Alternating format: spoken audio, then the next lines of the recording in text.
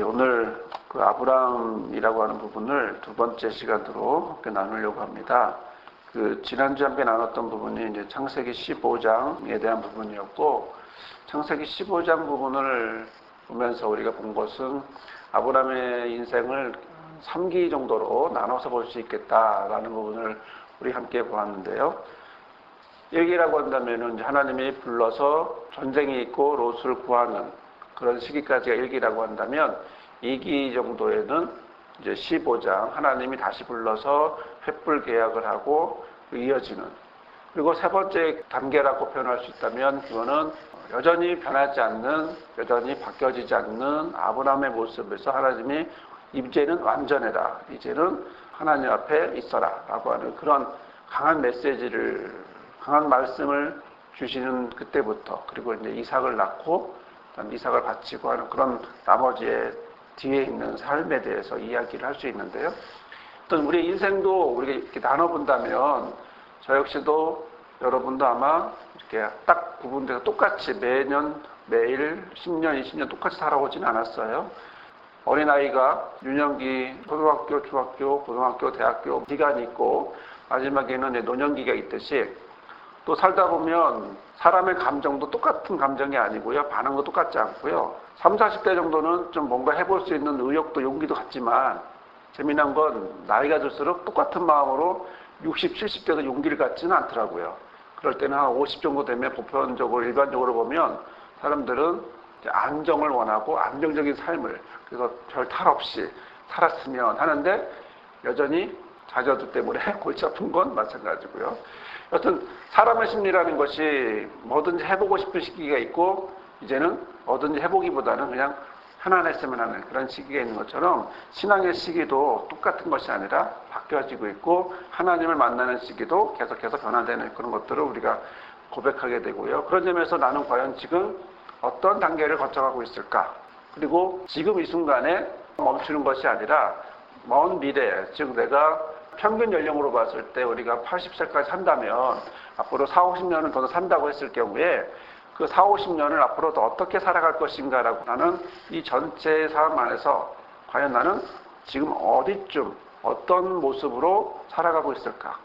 예를 아까 말씀드린 것처럼 아브라함은 1기라면 갈대우에서 불러서 오는 이 시기, 믿음으로 본다면 이제 초년 시기에 대한 10년의 기간이 있고, 그리고 2기는 85세 정도부터 99세까지 정도 되는 14년, 15년 정도 되는 모습, 그리고 거기에는 또 다른 특별한 모습들을 또 경험하게 되고, 그리고 나서 이제 뒤에 이어지는 3기, 특별한 하나님의 아들을 낳고, 그리고 그 아들을 바치는 이런 특별한 모습을 본다면, 저나 여러분도 아마 이렇게 내 인생의 기수를 한번 생각해 보면 재밌겠다.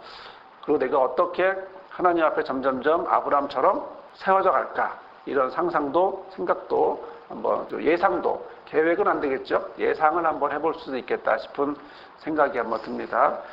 그런 점에서 오늘 우리가 보는 아브라함의 1기가 아닌 2기, 2단계의 어떤 모습인가를 한번 15장을 통해서 한번 오늘 좀 나눠보면서 특히 탐구 2번, 완전을 요구받는 아브라함이라고 하는 부분에 더 이렇게 집중해서 한번 나눠보려고 합니다. 14장의 모습이 전쟁이 있었고요. 그리고 롯을 구출하고요. 멜기세덱으로부터 축복을 받아요. 그러면서 15장의 초반에는 지난주에 함께 나눴던 것처럼 하나님은 아브라함의 방패라고 말씀해 주시고 상급이라고 말씀하시면서 아브라함에게 뭐라고 말씀하시죠? 내 몸에서 날짜가 내 상속자가 될 거다. 그러면서 하늘에 있는 별을 셀 수 있나 봐라. 이 자손이 이와 같을 거야. 자, 그리고 아브라함은 하나님을 믿었고 의로 여기셨다라고 하는 멋진 고백이 이제 나오기 시작하고 본격적인 신앙의 두 번째 단계로 이제 이어져 나가죠. 그러면서 이어지는 내용은 뭐냐면 땅의 소유 언약과 횃불 계약이라고 하는 그런 내용으로 이제 15장 7절 이하로는 이제 말씀을 하고 있습니다. 우리 같이 7절, 11절까지 한번 읽어볼까요? 또 그에게 이르시되 나는 이 땅을 내게 주어 소유를 삼게 하려고 너를 갈대아인의 우르에서 이끌어낸 여호와니라. 그가 이르되 주 여호와여, 내가 이 땅을 소유로 받을 것을 무엇으로 알리까? 여호와께서 그에게 이르시되 나를 위하여 3년 된 암소와 3년 된 암염소와 3년 된 숫양과 산 비둘기와 집 비둘기 새끼를 가져올지니라. 아브라함이 그 모든 것을 가져다가 그 중간을 쪼개고 그 쪼갠 것을 마주 대하여 놓고 그 새는 쪼개지 아니하였으며 솔개가 그 사체 위에 내릴 때에는 아브라함이 쫓았더라. 이 말씀을 한번 보면서 어떤 하나님의 인도하심이 있었는가, 7절 특히 7절부터 한번 보도록 할게요. 또 그에게 이르되 나는 이 땅을 너에게 주어 소유를 삼게 하려고 너를 갈대아 우르에서 이끌어낸 여호와다. 나는 누구다 얘기해 주는 거죠. 나는 여호와다. 자신이 누군지를 말씀해 주고 있는 건데요. 어떤 분이라고 얘기하고 있는 거죠? 아브라함을 이끌어내신 이유가 이 땅을 내게 주어서 어떻게 해요? 소유로 삼게 하려고 그런 목적으로 너에게 했다. 결국 이게 아브라함의 계획이 아니라는 게 이게 우리가 집중해야 될 부분입니다. 왜냐하면 우리의 계획과 하나님의 계획이 있는데 우리의 계획이 아닌 하나님의 계획으로 인도함 받는 그런 모습이 이제 아브라함을 통해서도 보게 되는데요. 장소가 이동되고 소유를 주시겠다라고 약속하시면서 지금 이 순간은 이 사람은 소유권이 없는 유목민이에요. 그래서 나중에 이제 땅을 사죠. 그래서 그런 과정 안에서 철저하게 누가 주인이냐, 누가 주체냐라고 했을 때 이끌어낸이라는 거예요. 이끌어낸. 결국은 너는 갈대아 우르에서 나오고 싶지 않았다라는 거죠. 나와야 될 이유도 없고 그리고 나와서 새로운 곳에 가서 개척할 이유도 없고 그런데 내가 너를 어떻게 해요? 이끌어냈다라고 하는 이런 부분에서 본다면 무엇인가 새로운 도전을 할 때 무엇인가 새로운 것을 계획하고 바라볼 때 이것이 과연 어디에 중심이 있고 그 주체가 누구인가 이런 생각을 한번 해볼 필요가 있겠다라는 거죠. 저는 그런 점에서 보면 감사하게도 제가 목사가 되기 전에 깨달은 것이 하나 있는데 뭐냐면 90년대에 이제 대학을 준비하기 위해서 기도원에 올라갔잖아요. 그럴 때 제가 원래는 신학을 가려고 했던 건 아니었거든요. 그러면서 저하고 기장 목사 되려고 하는 친구와 그 다음에 선교사가 되고 싶어하는 교회 누나와 함께 3명이 올라갔는데 결론적으로는 기장 목사가 되고 싶어 했던 그 친구는 전혀 목사는 되지 않고 일반 사회인이 됐고요. 그 당시는 나중에 한참 동안은 신앙적으로 많이 이제 엇나갔긴 했는데 지금 가끔 연락해 보면은 열심사님으로 헌신하시는 것 같아요. 그리고 전혀 신학의 계획이 없던 저는 기도를 올라가서 기도하면서 깨달은 게 뭐냐면 2가지를 깨달게 됐는데 하나님이 나를 목사로 부르시나 하면서 첫 번째가 목사는 내가 목사가 되는 것이 아니라 예수님의 목사다. 이런 생각을 하게 됐었어요. 그래서 철저하게 그때 깨달은 부분은 내가 무엇을 한다가 아닌 예수님이 하시고 또 내가 해야 될 것은 부르짖는, 기도하는 이 부분만 어떤 부분에서는 이 부분만 내가 좀 관심을 갖고 더 집중해야 될 부분이구나. 내가 목사로서 행세하는 게 내 몫이 아니라 울며 부르짖는 이 부분이 내가 더 해야 될 몫이구나라고 하는 생각을 그것을 깨닫게 됐고 그러면서 내려오면서 이제 하나하나의 과정을 통해서 가게 되었는데 그 당시 올라갔을 때 목표는 이제 대학을 가기 위한 기도를 하기 위해 3일 동안 10년 성회를 간 것뿐이었음에도 불구하고 결론은 완전 길을 틀었죠. 다른 길을 가게 된 거죠. 내가 가려고 했던 이런 길. 근데 전혀 상관없는 전혀 별개인 그런 새로운 길로 내가 가게 되었는데 그럴 때 철저하게 그때 저에게 이끌어을 받고 그 다음에 그날 그 시기에 그 3일 동안의 기도원에서의 생활을 보면 내가 내 힘으로 했던 것이 아니라 철저하게 하나님이 이끌어줬다. 이런 경험들을 고백하지 않을 수가 없어요. 저 개인적으로는요. 그러다 보니까 이끌어냈다라고 하는 이 말이 저한테는 그냥 가벼운 이야기가 아니라 정말이겠구나.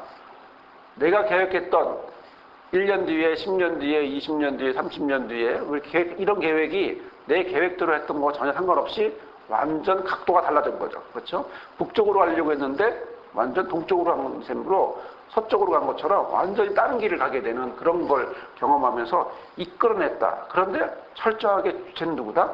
하나님이다라는 거. 아마 여러분도 제가 이런 얘기 하면서도 여러분의 삶을 뒤돌아보면 아마 듣고 계시지만 그런 생각을 하실 것 같아요. 그 순간 나는 이쪽이었는데 하나님이 나를 이끌어낸 정말 나에게 하나님이 좋은 하나님, 나를 축복해 주신 하나님 그런 뜻도 있겠지만 어떤 거죠?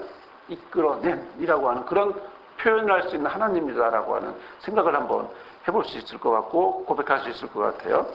여튼 이렇게 하나님께서 나는 너에게 이런 존재다. 내가 너를 이렇게 하고 있다. 그리고 갈대우에서 너를 빼내서 이끌어내서 이것을 너의 소유로 주겠다.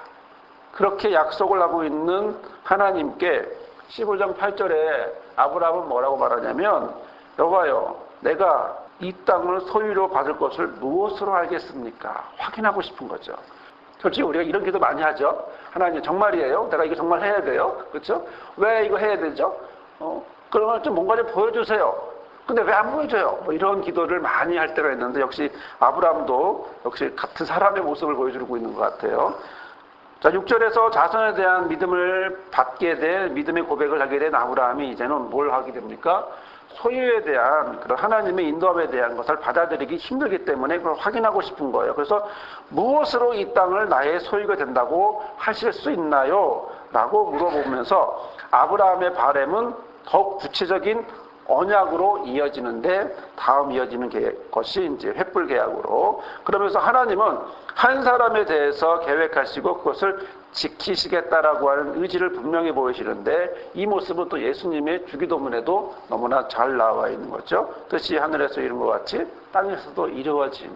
그러니까 내 계획이 이루어지는 게 아니라 하나님의 뜻이, 하나님의 의지가 하나님의 뜻이 이제 이루어진다라는 걸 볼 수 있는데 자, 그런 점에서 우리는 약속에 대한 증거를 계속해서 요구할 수 있고 요구하고 또 요구한 그것에 대해서 하나님은 또 응답해 주시고 자, 출애굽기 19장 5, 6절 같이 읽을까요? 세계가 다 내게 속하였나니 너희가 내 말을 잘 듣고 내 언약을 지키면 너희는 모든 민족 중에서 내 소유가 되겠고 너희가 내게 대하여 제사장 나라가 되며 거룩한 백성이 되리라. 너는 이 말을 이스라엘 자손에게 전할지니라. 아멘. 자, 그러면서 구절을 보면 여호와께서 뭐라고 말씀하시냐면 나를 위하여라는 표현을 사용하십니다. 나를 위하여 3년 된 암소, 3년 된 암염소, 3년 된 순양, 산비둘기, 집비둘기를 가져오라고 하시면서 조건이 뭐예요? 나를 위하여. 자, 아브라함을 위하여가 아니라 나를 위하여, 하나님을 위하여 그렇게 하라고 말합니다. 자, 아브라함의 자신의 믿음을 확인하기 위해서 하나님 앞에 증거를 구했는데 하나님은 아브라함을 위해서가 아닌 하나님을 위해서 재물을 취하라고 말씀을 하시죠. 이게 너무나 각인되었는지 아니면 너무나 잘 기억이 되었는지는 알 수는 없지만 아브라함이 이삭을 바칠 때 뭐라고 말씀하시냐면 아들이 묻잖아요. 나무도 있고 불도 있는데 재물은 어디 있어요? 그러고 물어보니까 아브라함이 뭐라 그러죠? 내 아들아, 번제할 어린 양은 하나님이 자기를 위하여 친히 준비하신다.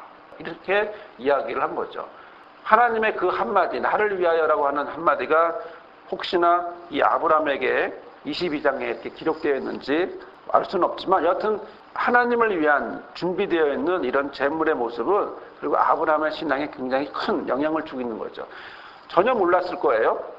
그렇죠? 전혀 몰랐고 관심도 없었을 거예요. 하지만 하나씩 하나씩 교육받고 하나님 앞에 인도함받고 깨달으니까 바뀌어지는 거죠. 저나 여러분도 배워가면서 알고 있는 거지 처음부터 딱 배운 건 아니죠.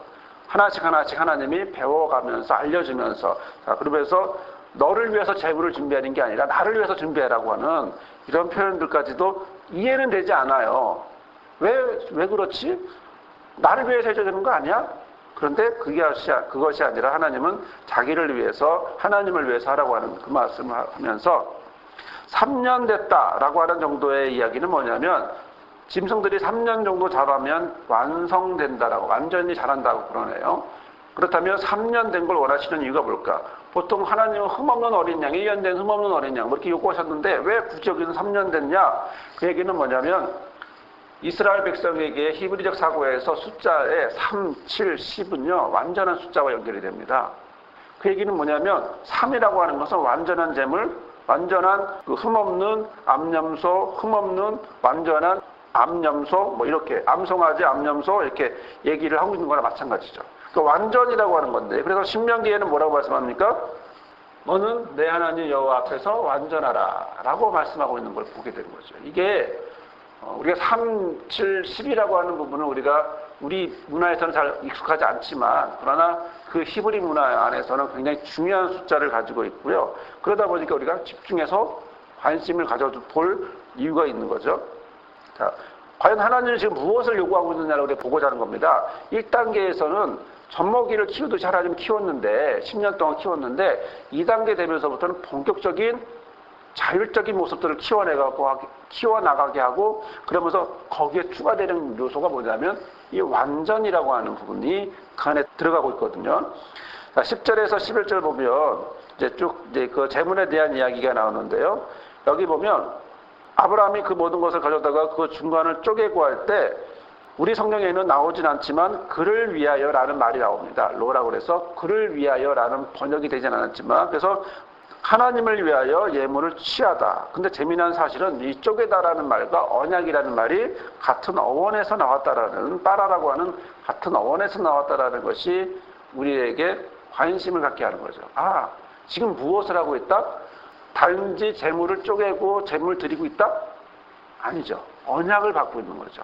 언약을 드리고 언약을 받고 그런 언약 안에서 움직이는 거죠. 하나님이 주시는 언약과 내가 주시는 쪼개는 행위가 같이 계약을 맺고 있는 약속을 하고 있는 그런 부분이에요. 자, 그러면 12절에서는 뭐가 되냐면 자, 그런 상황에서 지금 잠깐의 시간보다는 한참의 시간이 흘렀던 것 같은데 해질 때에 아브라함에게 깊은 잠이 임하고 큰 흑암과 두려움이 그에게 임하더니라는 말씀이 있습니다. 깊은 잠이라고 하는 것은 자기가 졸려서 잔 건 아니고요. 하나님이 아담을 잠재우고 하와를 만들 갈대를 취한 것처럼 이렇게 특별한 잠이에요. 하나님의 인도하신 특별한 잠이에요. 근데 그때 뭐가 있습니까? 큰 흑암과 두려움이 그에게 있는 겁니다. 새로운 무엇인가를 할 때 우리가 낙관적이고 긍정적으로 보는 건 참 어렵죠.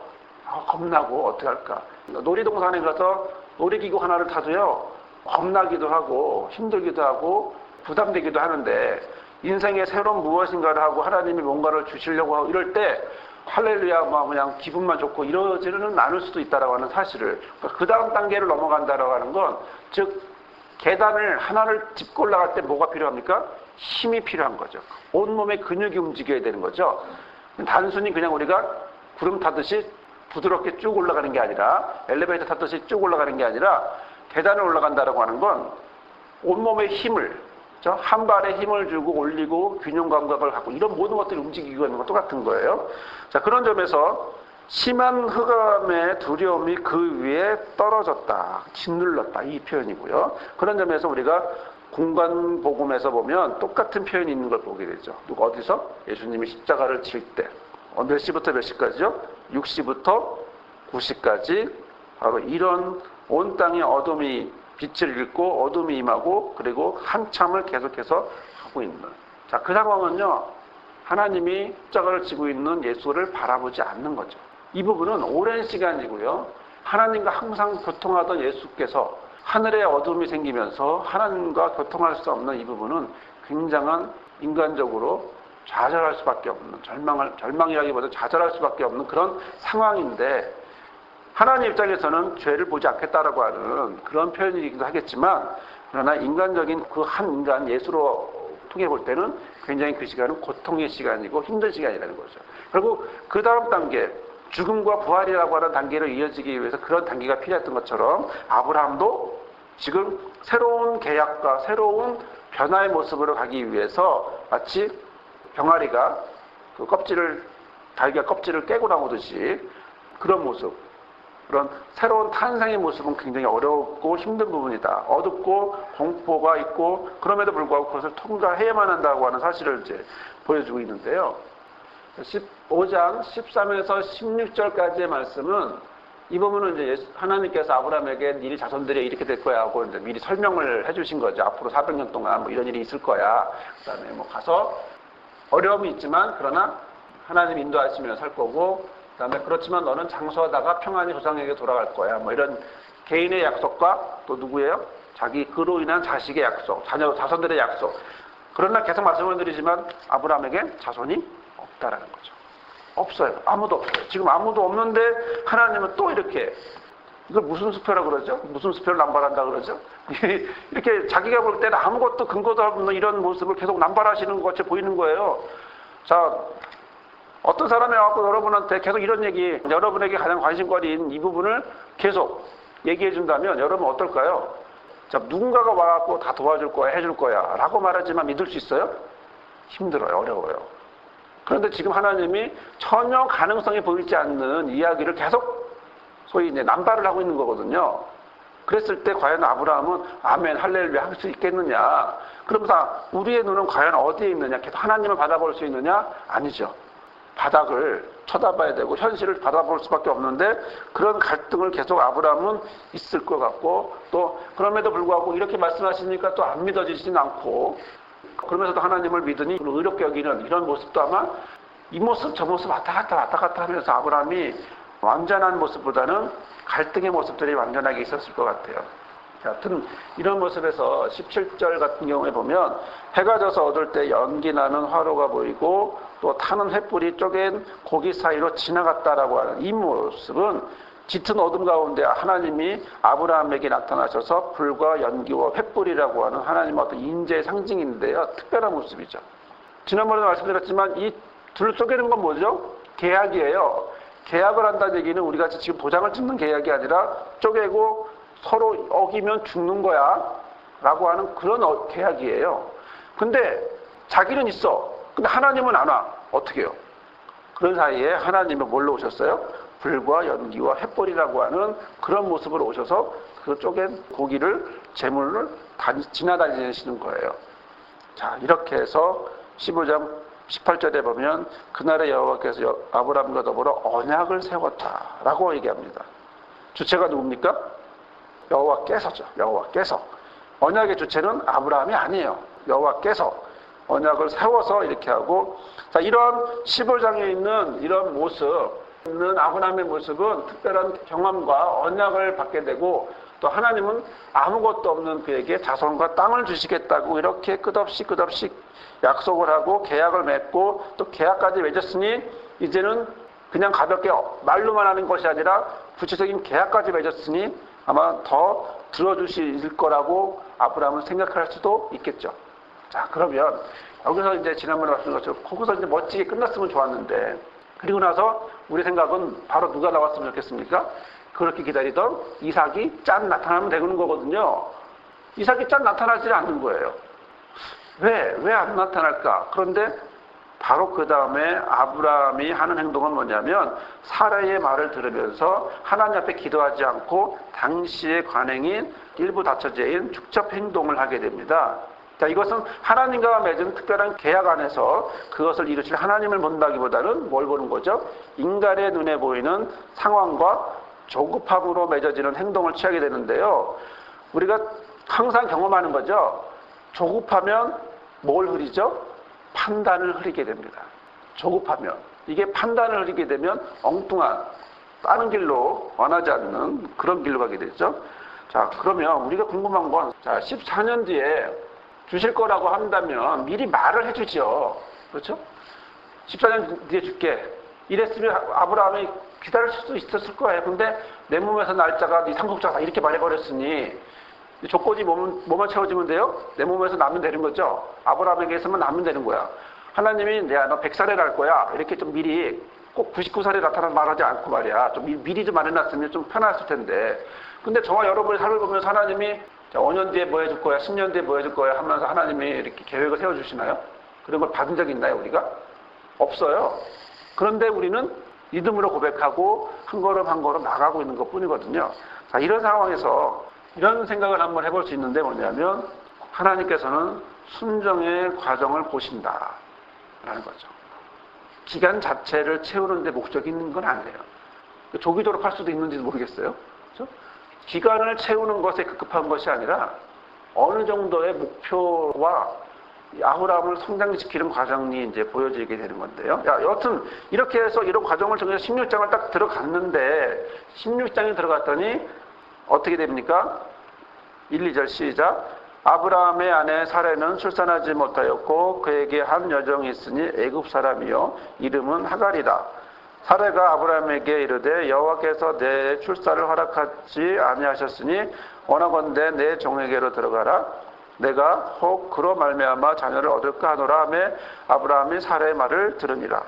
사라가 지금 호소를 하고 있는 겁니다. 당시의 불임은 누구 책임이에요? 여자 책임이었거든요.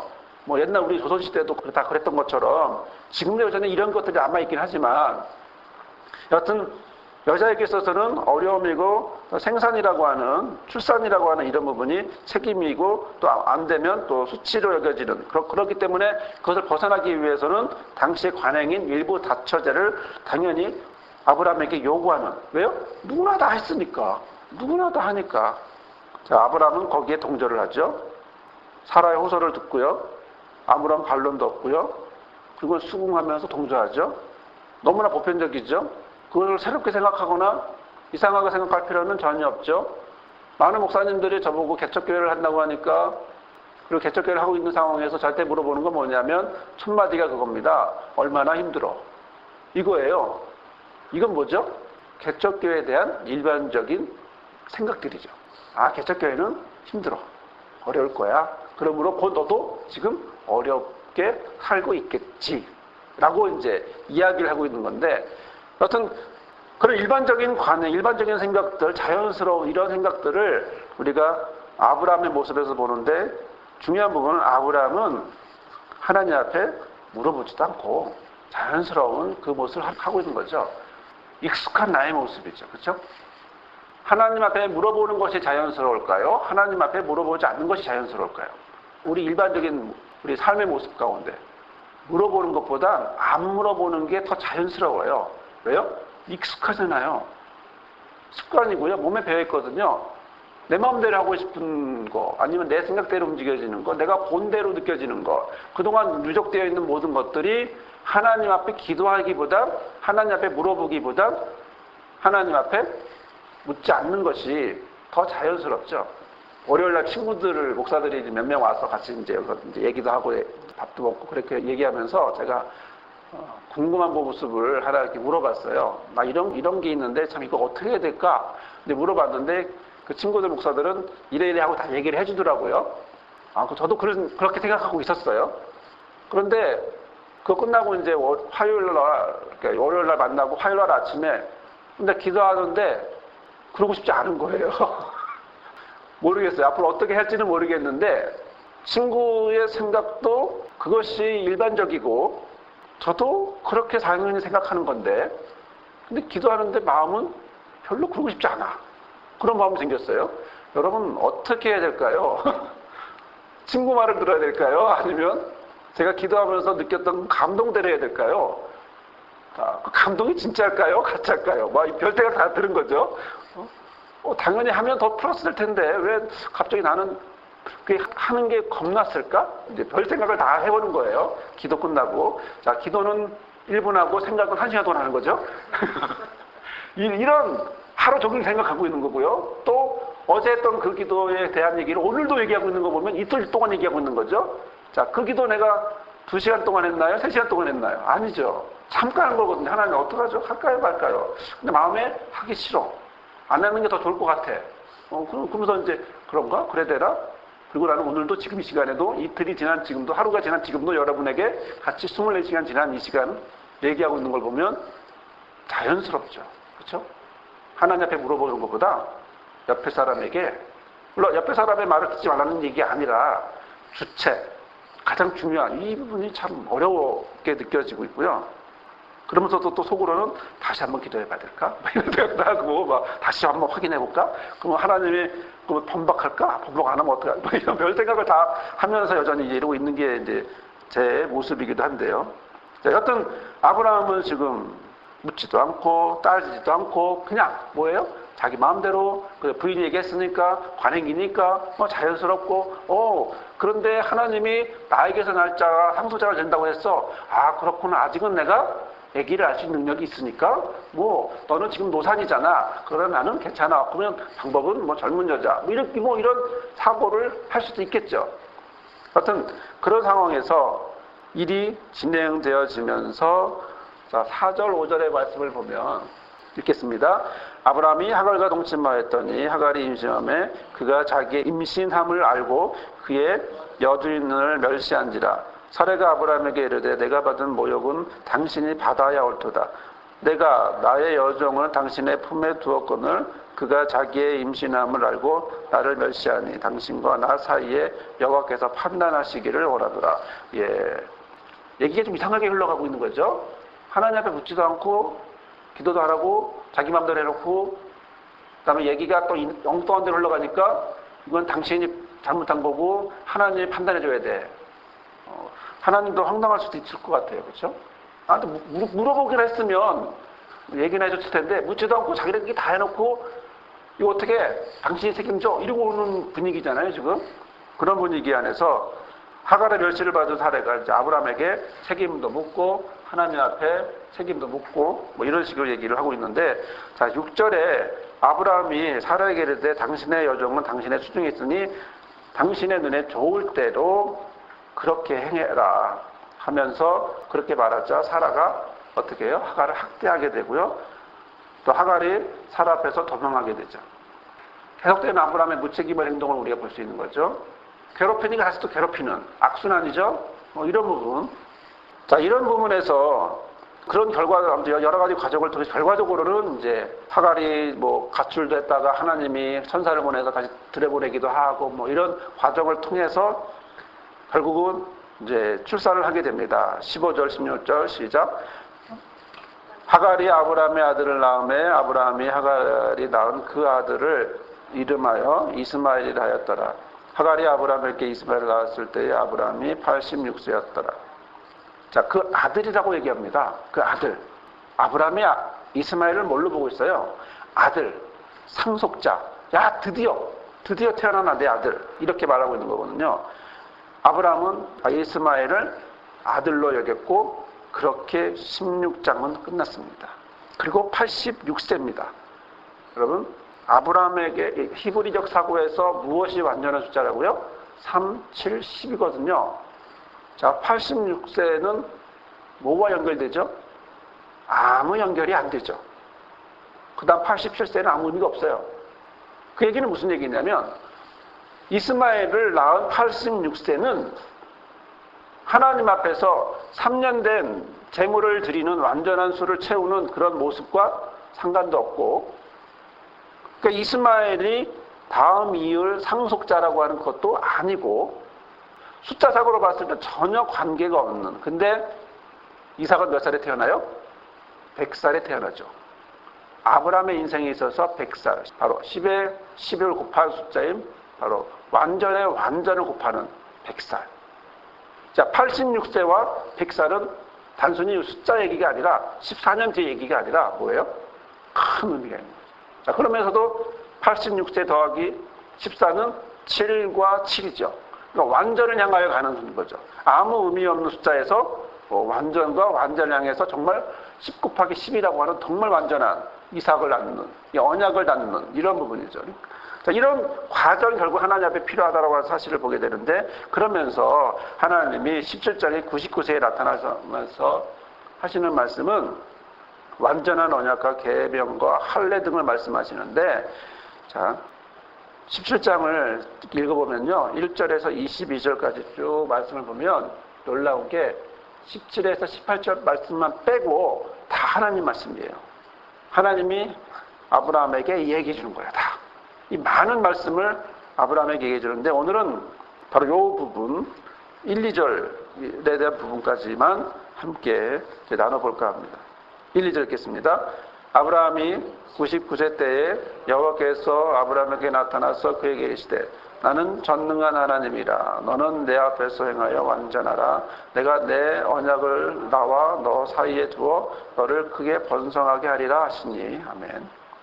그러니까 뉘앙스가 언어적인 표현이 지금 전혀 달라요. 전에는 좀 부드럽게 하셨던 것 같은데 지금은 뭐예요? 나는 전능한 하나님이다. 이게 부드럽게 말씀하셨을까요? 굉장히 강한 어감이에요. 즉 86세 때 하나님이 이스마엘을 낳은 뒤로부터 침묵하시고 그 침묵이 지나고 99세 때까지 총 13년이라고 하는 이 시기 때까지 하나님이 침묵하시고 난 다음에 그리고 나서 99세 때 정말 완전한 수인 100살의 그것을 만들어내기 위해서 어떻게 해요? 99세 때 하나님 말씀하신 겁니다. 나는 전능한 하나님이야. 나는 전능한 너의 하나님이야. 엘샤다이라고 하는 것인데요. 능력이 있고 자기 충족을 하는 하나님으로서 한 번 맺은 언약은 어떤 경우라도 반드시 지킬 수 있는 강력한 힘을 지닌 자기 충족적인 분이다. 자, 그런데 하나님이 뭐라고 말해요? 딴 데 있으라고 그래요? 다른 데가 있으라고 그래요? 너는 내 앞에서. 자, 내 앞에서 직역하면 너는 내 얼굴 앞에서 스스로 걸어라. 이렇게 표현하고 있습니다. 하나님께서 아브라함에게 스스로 결정하여 어떤 일을 하더라도 딴 데 있지 말고 하나님 앞에 있으라는 거죠. 하나님을 의식하고 의롭게 행동하라고 하는 거죠. 자, 창세기 39장 9절은 예를 들어 누구의 얘기입니까? 요셉의 얘기죠. 요셉의 여주인이 자꾸 유혹을 할 때 뭐라고 말합니까? 시작. 이 집에는 나보다 큰 이가 없으며 주인이 아무것도 내게 금하지 아니하였어도 금한 것은 당신뿐이니 당신은 그의 아내임이니라. 그런즉 내가 어찌 이 큰 악을 행하여 하나님께 죄를 지으리까. 예. 하나님 앞에 죄를 짓는다 그러죠. 자, 요셉은 지금 어디에 있나요? 이집트에 있죠. 이집트는 하나님이 계신 곳인가요? 하나님은 어디에나 계시지만 그러나 그곳은 우상으로 가득하기 때문에 하나님에 대한 반응이 전혀 없는 곳이에요. 유일하게 거기에는 누구만 있어요? 요셉만 있어요. 하나님을 바라보는, 여호와를 바라보는 사람은 딱 한 사람, 요셉만 있어요. 근데 그 요셉이 상황을 봤을 때 하나님을 볼 필요 있을까요? 없을까요? 안 봐도 누구가 손가락질할 사람이 있을까요? 없어요. 그런데 이 사람은 혼자 하나님을 바라보고 있는 그 장소에서 자기는 하나님 앞에서 죄를 지을 수 없다라고 말하는 이 요셉의 모습을 본다면 하나님이 내 앞에서 행하라 라고 하는 이 말은, 내 앞에 있어라 라고 하는 말은 아주 놀라운 말씀이고 또 아브라함에게 요구하는 말씀이고 또 그런 점에서 완전하라. 이 탐임이라고 하는 말은요, 하나님께 바치는 제물로 사용되는 흠이 없는 동물을 사용할 때 사용하고 흠이 없는 제물을 하나님이 받으시지만 또 사람에게는 도덕적으로 상실하지 않은 깨끗한 사람을, 그리고 하나님께 친교하는 사람을 말할 때도 이런 단어를 사용하기도 하고 노아 때도 이런 얘기도 하기도 하고요. 이게 완전하라고 하는 거. 로마서 12장 1절 함께 볼까요? 그러므로 형제들아 내가 하나님의 자비하심으로 너희를 구하노니 너희 몸을 하나님이 기뻐하시는 거룩한 산 제사로 드리라. 이는 너희가 드릴 영적 예배니라. 아멘. 이 부분이죠. 놀라운 말씀이에요. 하나님께서 뭐라고 말씀합니까? 나는 전능한 하나님이다. 너는 내 앞에서 완전하게 행해라. 내가 거룩하니 너희도 거룩하라 라고 하는 말씀으로 이어지는데요. 레위기 말씀에서 보면 뭐라고 말씀하시죠? 시작. 나는 여호와 너희 하나님이라. 내가 거룩하니 너희도 몸을 구별하여 거룩하게 하고 땅에 기는 길짐승으로 말미암아 스스로 더럽히지 말라. 나는 너희 하나님이 되려고 너희를 애굽 땅에서 인도해낸 여호와라. 내가 거룩하니 너희도 거룩할지니라. 그러면서 베드로전서에 또 같이 사용하셨고요. 하나님은 거룩하시고 완전하시고, 그래서 하나님 우리에게 요구하시는 건 너희도 그렇게 해라. 그러면 능력이 있을까요? 우리가? 아니죠. 능력이 없는 걸 알아요. 아니까 어떻게 한다는 거예요? 아니까 어떻게 하신다는 거죠? 2절에 아까 말씀 보았던 것처럼 2절에 나와 너 사이에 내가 뭐예요? 몸소 언약을 세워서 너로 크게 번성하게 하겠다. 완전해라. 하지만 니네들이 하는 게 아니라 누가 한다? 내가 한다. 라고 하는 그런 말씀을 얘기하고 있는 겁니다. 자, 하나님은 왜 13년 뒤에 오셔서 이런 명령을 하실까요? 가장 큰 건요, 아브라함이 하갈을 첩으로 취한 것이 하나님께는 완전해 보이지 않기 때문이죠. 한마디로 아브라함은 과거의 삶을 뒤돌아보게 하는 거죠. 이 한마디에 너는 완전을 행하라. 너희는 내 앞에서 행하는데 완전하라. 자, 이 말을 듣는 그 순간 아브라함은 무엇을 느낄까요? 그토록 행복했던 13년, 정말 아들을 주셨구나라고 했던 그 13년 동안, 이게 아니구나 라는 거죠.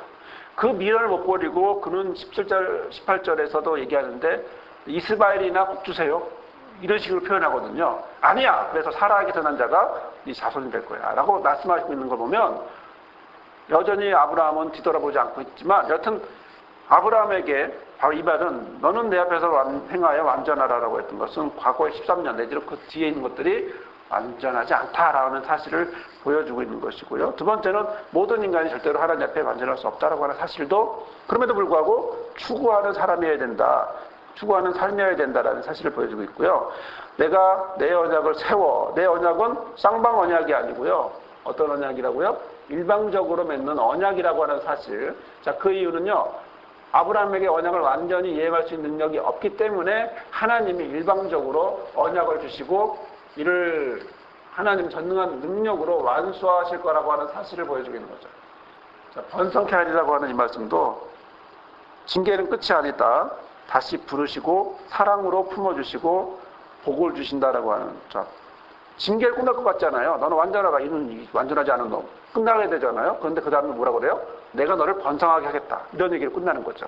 이건 하나님의 성품에도 우리가 볼 수 있고 진리와 사랑을 행하는 하나님의 모습도 볼 수 있는데 그런 점에서 우리가 함께 이 본문 책자를 한번 볼까요? 이 교재를 보면 2번 완전을 요구받는 아브라함. 하나님은 아브라함의 상속자를 약속하셨습니다. 그러나 세월은 가고 자신은 계속 늙어만 가고 있는 그런 모습입니다. 자, 아브라함과 그의 아내 사라는 어떤 방법을 사용하죠? 이것은 아내 말을 듣고 하갈과 동침하면서 일부 다체제를 선택하는 모습을 보여주게 되죠. 자, 그러면 이번에는 이미 믿음의 사람이 된 아브라함의 불신앙을 하나님이 묵과하지 않으셨습니다. 그 결과 어떻게 됐냐면 시간 차이는 몇 년이라고요? 86에서 99니까 13년 차이라는 거죠. 자, 당신은 혹 가장 가까운 사람과 냉전을 가져본 적이 있습니까? 아브라함에게 가장 가혹한 징계는 하나님의 침묵이었다라고 하는 사실이죠. 아브라함에게 한쪽은 참 행복하지만 한쪽은 참 힘들지 않았을까 이런 생각도 들기도 하고요. 그러면서 하나님이 아브라함에게 말씀하시는 것은 나는 전능한 하나님이다 완전하라 라고 말씀을 하고 있습니다. 그러면서 우리가 다음에 함께 나눌 얘기지만 아브라함에게 뭘 줍니까? 계명, 이름을 바꾸죠. 그 다음에 구별된 삶의 모습으로 할례를 얘기하고 있죠. 자, 이런 부분에서 이 모든 부분이 실제로 완전하라고 하는데 완전이라고 하는 것의 주체는 결코 아브라함이 아니고 저와 여러분이 아니라고 하는 사실을 보여주고 있고 그 주체는 철저하게 하나님이 하시는데 그 이름까지도 바꾸고 또 모양까지도 할례라고 하는 그 모양 종교적인 의미까지도 함께하는 걸 볼 수가 있습니다. 자, 오늘 우리가 보게 되는 것은 바로 이 완전을 요구받지만 그 완전은 누가 행한다? 하나님이 자기를 위해서 언약을 세우시고 횃불 계약까지 세우시면서 아브라함을 훈련시켜 가듯이 저와 여러분을 그렇게 훈련시켜 갈 거라는 거죠. 저와 여러분을 한번 보십시오. 과거를 보시고 앞으로 미래를 한번 보십시오. 우리가 신앙이라고 하는 것이 항상 엘리베이터 탄 것처럼 쭉 올라가기만 하지는 않아요. 올라가다 내려왔다. 왜? 내가 살고 있는 삶의 모습이 그런 여러 가지 모습이 있거든요. 이 모습 속에서 나는 고민하죠. 괴롭죠. 힘들죠. 그러다 보니까 나는 볼 수밖에 없고 자연스럽게 익숙한 모습으로 갈 수 있는 거죠. 하나님이 나에게 바닷개처럼 앞으로 와라 앞으로 와라고 말한다면 우리는 앞으로 가기 너무 힘들 거예요. 왜죠? 우리는 구조 자체가 옆으로 가게 돼 있거든요. 바닷개처럼 옆으로 가게 돼 있어요. 그러나 하지만 하나님은 그런 것을 무시하시고 무조건 앞으로 오라고 하지는 않아요. 그런 과정 속에서 하나씩 움직여가면서 그래서 바닷개가 앞으로 가려면 두 가지의 방법을 선택해야죠. 어떻게 하면 될까요? 옆으로 틀어서 가든지, 그렇죠? 옆으로 틀어서 가든지 아니면 지그재그로 올라가든지. 자, 산에 올라갑니다. 어떻게 올라갑니까? 직선으로 쫙 올라갑니까? 아니죠. 돌고 하면서 이렇게 올라가죠. 길은 어떻게 있을지 모르지만 그러나 오늘 우리에게 말씀하시는 하나님은 분명히 말씀하시는 건 뭐냐면 그러나 조건은 있다. 어디? 내 앞에 있어라. 내 앞에. 내 얼굴이 보이는 곳. 내 얼굴을 보는 그곳에서 움직여라. 딴 데가 있지 마라. 내 앞에 서 있고 내 앞에서 완전해지고 그러면서 그 언약은 누가 이끌어간다? 내가 이끌어갈 거다라는 거죠. 오늘 우리가 살면서 고민하고 있는 것이 제 자신에 대한 고민도 하고 또 가족에 대한 고민도 하고 자녀에 대한 고민도 하고 여러 가지 고민들이 여러 가지 많지만 그럼에도 불구하고 우리가 이 시간 고백할 수밖에 없는 건 하나님이 갈대아 우르에서 아브라함을 이끌어내고 이스라엘을 이집트에서 이끌어내고 저와 여러분을 여러분의 삶의 장소에서 또 하나님의 은혜의 장소로 이끌어낸 것처럼 계속해서 가고 있을 것이고, 그래서 우리의 신앙은 하나하나 단계를 밟아가면서 성장할 것이고 또 회복하고 나갈 거라는 것이죠. 오늘 저와 여러분의 주신 이 말씀이 우리의 삶 가운데 함께 하시고 또 제가 여러분이 하나님 앞에서 더욱 완전한 인도함 받는 삶이 되는 그런 모습이 되기를 주님의 이름으로 부탁을 드립니다. 아멘.